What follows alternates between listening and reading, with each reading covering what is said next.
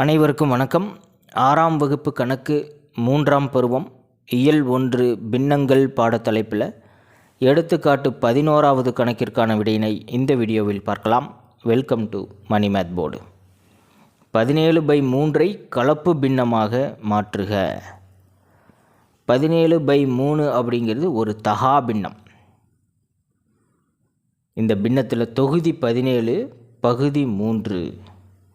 பகுதியை காட்டிலும் தொகுதி பெரிய எண்ணாக இருக்கும்போது அது தகா பின்னம் அப்படின்னு சொல்லுவோம்.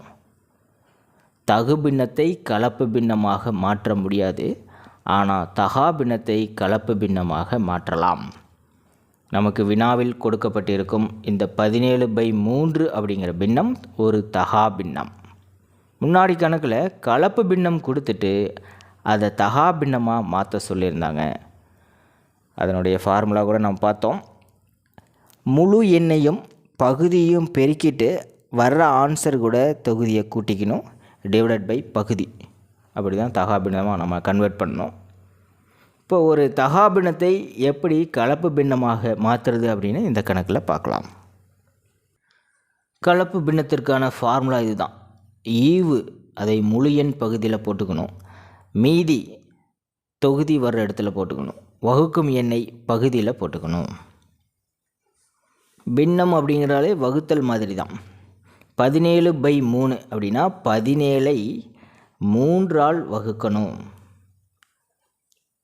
வகுப்படும் எண் 17, வகுக்கும் எண் 3. இப்போ 17ல் எத்தனை 3 இருக்குதுன்னு பார்க்கலாம். 3வது வாய்ப்பாடு சொல்லி பார்க்கணும். 1 3 3, 2 3 6, 3 3 9, 4 3 12, 5 3 15. 5 3 15.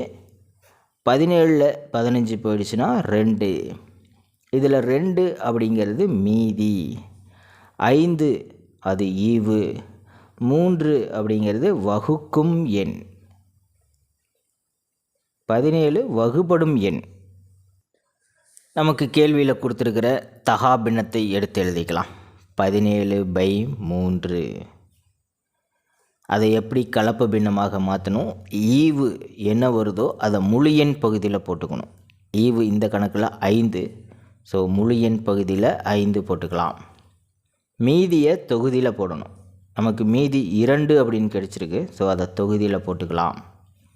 வகுக்கும் எண் 3, அதை பகுதியில் போட்டுக்கணும். ஆகவே 17/3 கலப்பு பின்னமாக மாற்றினா 5 2/3 அப்படின்னு கிடைக்கும்.